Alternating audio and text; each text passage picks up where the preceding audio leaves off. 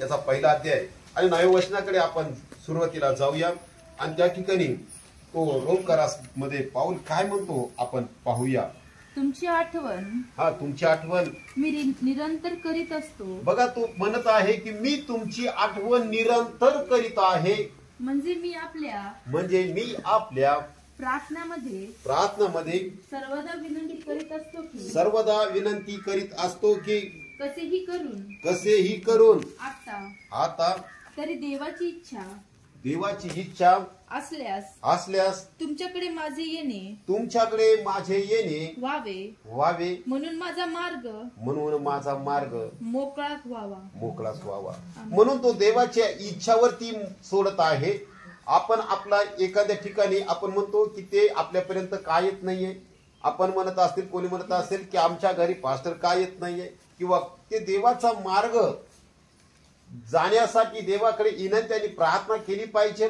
किंवा आपण कुठे जायचं असेल तर आपण देखील प्रार्थना केली पाहिजे की प्रभू येशू माझा मार्ग जाण्यासाठी मोकळा व्हावा. तेव्हा देव त्याची इच्छा पूर्ण करणारा परमेश्वर आहे आणि मार्ग देखील मोकळा करणारा आहे. म्हणून आपण परमेश्वराच्या इच्छा जाणून घेतली पाहिजे की खरंच प्रभू तुझी इच्छा काय. मी माझ्या इच्छेवर जगत आहे, मी माझ्या इच्छाप्रमाणे चालत आहे, पण तुझी इच्छा काय. तेव्हा परमेश्वर आपल्या दासाला, आपल्या प्रार्थना करणाऱ्याला त्याची इच्छा, देवाची इच्छा पूर्ण करण्यास सांगतो किंवा ती इच्छा काय आहे ती देखील सांगण्यास मदत करतो. इफिसकारास पत्राचा 6वा अध्याय आणि 6व्या वचनामध्ये आपण जे जातो तर त्या ठिकाणी देखील इफिसकारास पत्रामध्ये आपण देवाच्या इच्छा मनापासून पूर्ण करण्यासाठी त्या ठिकाणी आपण पाहत आहे.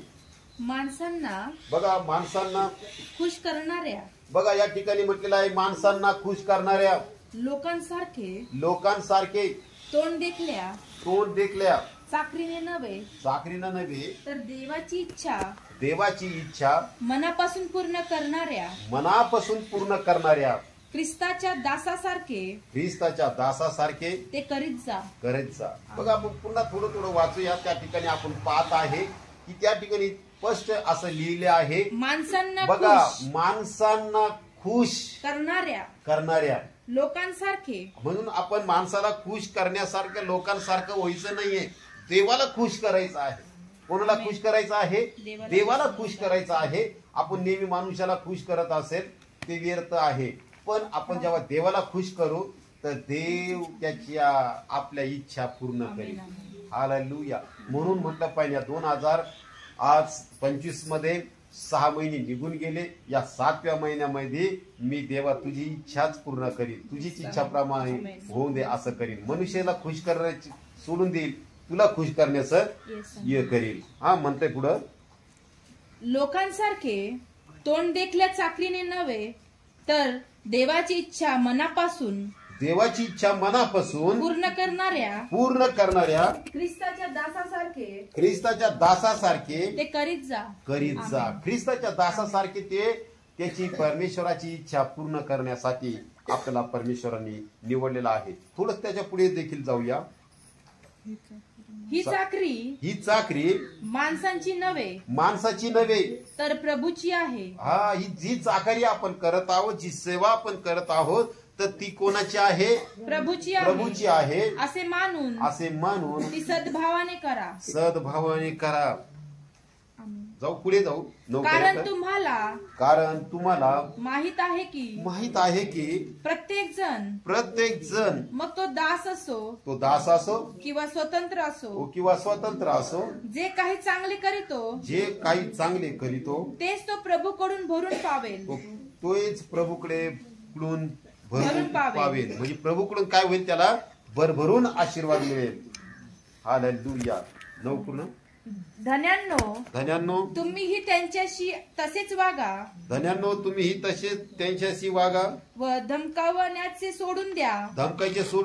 कारण तुम्हाला हे ठाऊक आहे की तुमचा व त्यांचा धनी स्वर्गात आहे आणि त्यांच्याजवळ पक्षपात नाही. बघा कोणाजवळ? प्रभूजवळ. जे चाकरी करत आहे प्रभू सांगत आहे की देवाकडे पक्षपात नाहीये. म्हणून कोणाची चाकरी जास्ती करा? देवाची करा.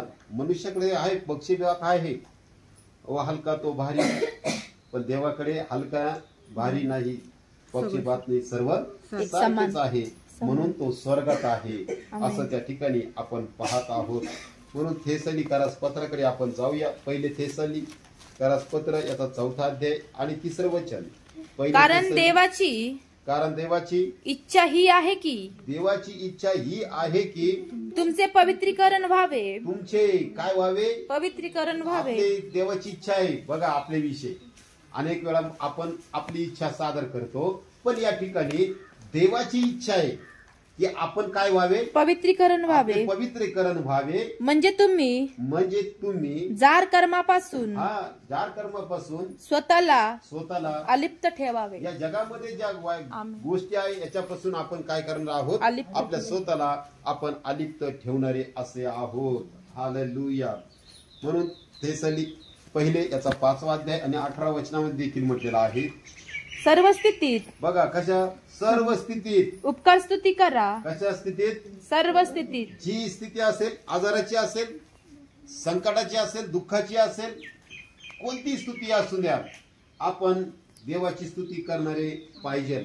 नाही तर आपण स्तुती करावे ऐवजी देवाकडे कुरकुर करणारे नसावे. आणि देवा संग कुरकुर करणाऱ्यांचा काय होतो आपण पाहिलेलं आहे. जेव्हा इस्रायल लोकांनी कुरकुर केले, ते लोक 11 दिवसाच्या प्रवेशात असणारा दुधामधाच्या दिवसामध्ये जाणाऱ्या होते, पण ते किती दिवस लागले?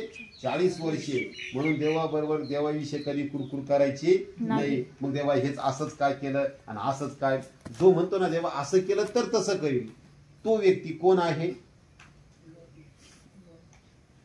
नाही, जो म्हणतो ना असंच झालं पाहिजे तसंच झालं पाहिजे, तो व्यक्ती गर्वाचा आहे किंवा तो देवाला आवडत नाही. तो व्यक्ती असंच झालं पाहिजे तरच मग मी प्रार्थना करत, असं नाही झालं तर मग काय खरं नाही, असंच झालं तरच.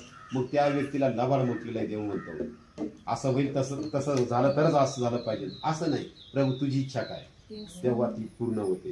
हा, सर्व स्थितीत उपकार स्तुती करा. हा, सर्व स्थितीत उपकार स्तुती करा. कारण तुम्हाविषयी ख्रिस्त येशूमध्ये देवाची इच्छा हीच आहे.